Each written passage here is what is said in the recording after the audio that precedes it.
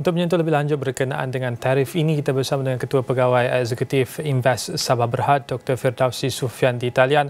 Doktor, saya nak mulakan persoalan untuk melihat daripada aspek yang mungkin lebih positif untuk Malaysia kerana ada perbezaan kadar tarif yang dikenakan oleh Amerika Syarikat kepada Malaysia dan China. China dikenakan dengan kadar lebih tinggi, lebih 30% berbanding Malaysia 24%, dan laporan yang kita terbitkan di Ashrawani antara lain menyatakan bahawa untuk sektor getah, sebagai contoh sarung tangan getah, itu memberikan sedikit kelebihan kepada kita, bahkan harga saham Hartalega sehingga setakat ini naik 8% berbanding awal dagangan hari ini.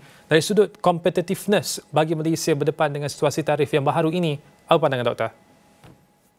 Ya, sekiranya kita lihat ini memang sudah dijangka sebab apabila kempen tahun lalu memang naratif untuk menaikkan tarif itu adalah antara agenda utama Trump, ya, dan sekiranya kita lihat asas tarif ini kalau kita lihat adalah untuk meratakan persaingan, lepas itu kita ianya adalah sebagai cukai untuk melindungi pemain domestik di Amerika Syarikat, dan apa yang dikatakan selalu reshoring, iaitu meningkatkan pembuatan domestik di Amerika Syarikat itu sekarang sudah menjadi nyata. Masa yang diberi memang amat singkat, 5 hari bulan sudah impose tarif itu dan 9 hari bulan seterusnya, ya. Jadi kalau kita lihat ini secara logiknya lah, kalau melihat daripada ketidakseimbangan tarif, keseimbangan perdagangan dan melaksanakan tarif itu a bit, orang bilang tidak mengikut conventional wisdom, economic wisdom lah. Biasanya melihat apabila ada defisit dalam sebuah negara itu ataupun pendangan defisit yang berkait rapat dengan pelaburan dan juga saving dalaman negara itu untuk mengatasi defisit dalaman ekonomi domestik sebuah negara, ya. Tapi apa yang kita lihat sekarang ini sudah tentu seperti mana laporan-laporan yang ada ini, ya, ekspor memang kita akan mengalami sedikit pengurangan sebab tarif ini dilaksanakan, yalah, kalau kita lihat 24% itu dibandingkan dengan China itu lebih tinggi, ya. Tapi walaupun produk getah itu, ya, nampak ada sedikit okey dari segi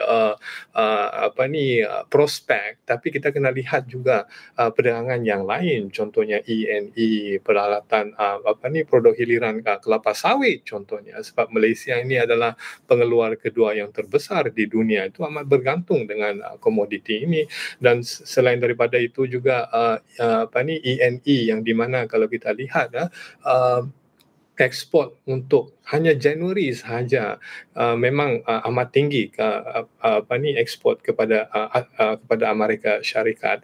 Jadi apabila adanya tarif ini sudah tentu ianya mempunyai supply shock lah dalam rantaian, sebab Malaysia ini selaku negara yang kecil yang amat bergantung dengan rantaian pengeluaran global, di mana ada satu shock ataupun disruption dalam rantaian tersebut sudah tentu akan mengganggu seluruh rantaian dan juga pengeluaran dan pelaburan di Malaysia ini. Dan kita kena tahu juga bahawa apabila Trump memperkenalkan tarif ini, ya, sudah tentu inflasi itu akan meningkat, akan menyebabkan inflasi di dalam negara dia, negara Amerika Syarikat. Tapi kita kena Amerika Syarikat, dan asasnya itu adalah untuk meningkatkan pembuatan domestik, tapi untuk pelabur-pelabur untuk terus untuk secara shift, ya, untuk pindah ke Amerika Syarikat itu tidak berlaku dengan begitu pantas, ya. Jadi antara yang kita nampaklah agenda untuk meningkatkan tarif ini yang saya boleh lihat adalah untuk melaksanakan tax cut tax untuk syarikat-syarikat besar di Amerika Syarikat agar mereka boleh mempunyai lebih banyak cash flow untuk melabur, untuk mengembangkan sektor pembuatan. Jadi ini adalah satu agenda, ini biasalah agenda Republican apabila telah menjadi kerajaan di Amerika Syarikat ini. Jadi selain daripada itu, ya, kalau kita lihat daripada Asia Tenggara ini, sudah tentu kita amat bergantung dengan ekspor. Kalau kita lihat secara semua Asia Tenggara itu dikenakan tarif ya. Daripada termasuklah Asia Tenggara yang sedang membangun lagi, contohnya Laos, Kambodia. Yang paling tinggi adalah Kambodia, sebelum diskaun itu 97%. Jadi inilah di mana keadilan ekonomi itu Amerika Syarikat selaku negara yang perkasakan demokrasi dan juga bertiangkan ekonomi kapitalis yang sepatutnya memperkasakan perdagangan yang free trade lah orang katakan itu. Jadi saya rasa negara-negara ini sudah tentu yang sedang membangun, termasuklah Malaysia ya, daripada aspek ini sudah tentu akan mendapat impak daripada tarif. Doktor, kita akan berehat seketika. Kembali selepas ini untuk kita sambung lagi perbincangan ini, Doktor, untuk kita mengetahui pula aspek berkenaan dengan apakah kaedah dan juga tindakan yang harus dilakukan untuk kita memanfaatkan tarif ini, meskipun ekspor seperti mana Doktor nyatakan tadi mungkin akan terjejas untuk jangka masa pendek dan sederhana ini. Kita berehat seketika, kembali selepas ini. Negawan, di waktu ini kita mengupas berkenaan dengan tarif yang ditetapkan oleh Amerika Syarikat kepada hampir 100 negara-negara termasuklah Malaysia secara pukal kepada pelbagai produk yang diterima, yang dieksport masuk ke dalam Amerika Syarikat. Dan untuk mengupas lebih lanjut, kita bersama dengan Ketua Pegawai Eksekutif Invest Sabah Berhad, Dr. Firdausi Sufyanditalian.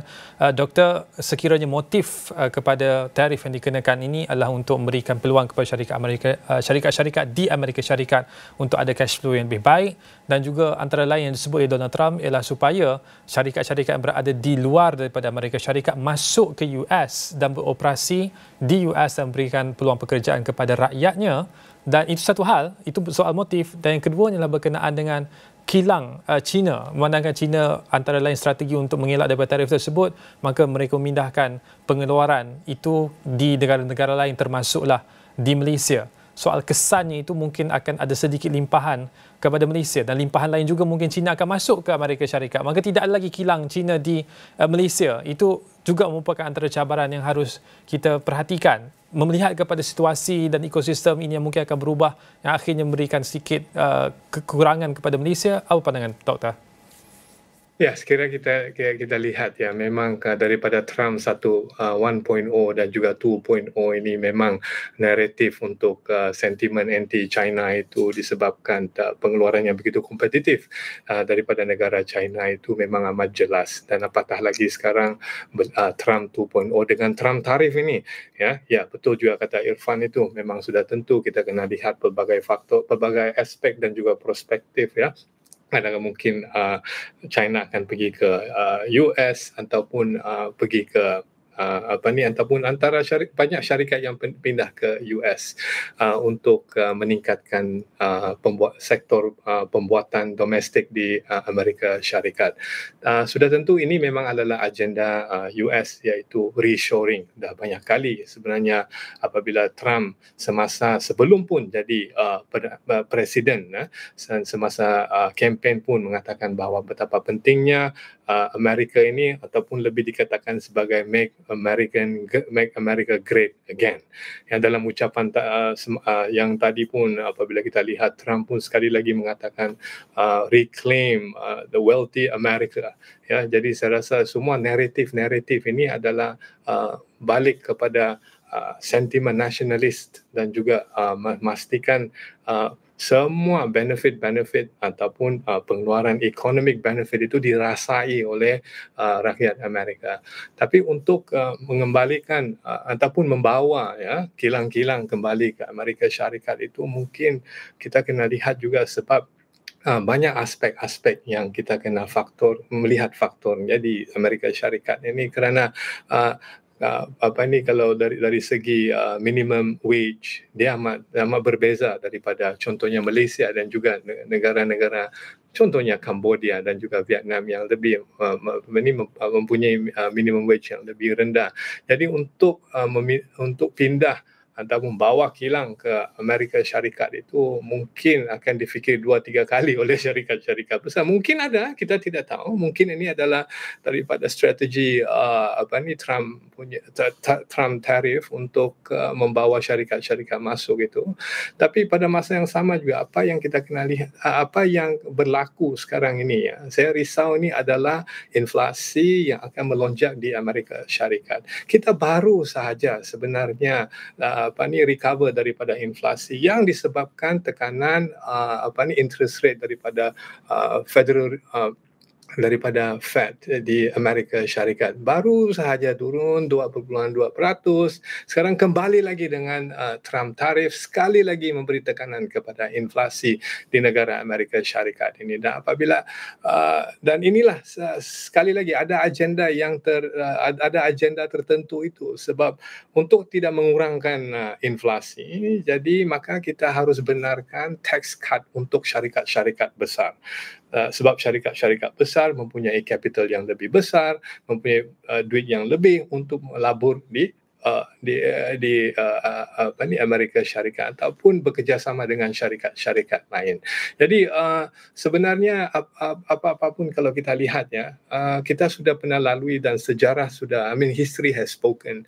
Sebelum ni kita sudah banyak tarif yang dunia lalui ya, contohnya Corn Law, contohnya Smoot-Hawley tax, dan banyak lagi tarif-tarif yang sebelum ini, semuanya tidak memberi manfaat yang baik kepada economic welfare kepada dunia. Itu jelas. Right? Banyak negara yang terkesan kerana tarif. Yes, kita tahu juga memang baik untuk negara yang memperkenalkan tarif, contohnya Amerika Syarikat. Jadi, tapi negara-negara lain, sebab negara-negara lain ini banyak bergantung dengan Amerika Syarikat. Dan Amerika Syarikat ini GDP dia dekat 28 trilion dan perdagangan itu hanya 7 trilion. Maksudnya domestic economy mereka itu memang sudah cukup besar dan cukup kukuh ya. Jadi sebenarnya kebergantungan kepada perdagangan di luar itu sebenarnya di US ni tidaklah sebenarnya menjadi isu. Right? Tapi disebabkan satu yang sebab tarif is good politics but bad economics. Menggunakan tarif sebagai naratif dalam kempen sudah tentu mencetus sentimen untuk nationalist approach, mengatakan bahawa Amerika Syarikat ini mengutamakan Amerika dan ingin make America great again. Sudah tentu rakyat Amerika teruja dengan naratif-naratif ini. Tetapi sebenarnya secara welfare, economic welfare-nya tidak memberi manfaat yang sepenuhnya sebenarnya, sebab impak yang kita akan lihat selepas ini adalah inflasi. Right? Ini sudah tentu akan berlaku. Dan sekali lagi kita akan lalui satu episod yang sebelum ini, selepas COVID-19 kita baru saja recover from inflation, sekarang kita lalui lagi satu inflasi. Jadi kalau kita lihat sekarang ini mungkin akan sebab masa yang diberi ini hanya berapa, 2 hari, ada yang dan 9 bulan April tu hanya 6 hari. Jadi jadi banyak yang untuk menukar strategi atau mengubah strategi syarikat-syarikat pelabur ini, mungkin masa itu terhad. Yeah. Jadi apa yang akan berlaku ini adalah supply shock kepada dunia. Dan sekali kita lagi akan melihat satu demand pull inflation dan cost push inflation yang akan berlaku. Baik, terima kasih Dr. Firdausi Sufyan, Ketua Pegawai Eksekutif Invest Sabah Berhad, dan susunan pada penjelasan tersebut. Bukan saya soal tarif, tapi kita juga akan memberikan penelitian dan juga pemerhatian kepada isu inflasi dan bagaimana ia akan memberikan kesan kepada keputusan Federal Reserve Amerika Syarikat dalam menetapkan kadar faedahnya. Itu juga saya langsung akan memberikan kesan kepada Malaysia. Terima kasih sekali Doktor berkongsi perspektif berkenaan dengan tarif yang ditetapkan oleh pentadbiran Presiden Amerika Syarikat Donald Trump untuk waktu ini. Sekian sahaja, saya Irfan Faruqi. Salam hormat.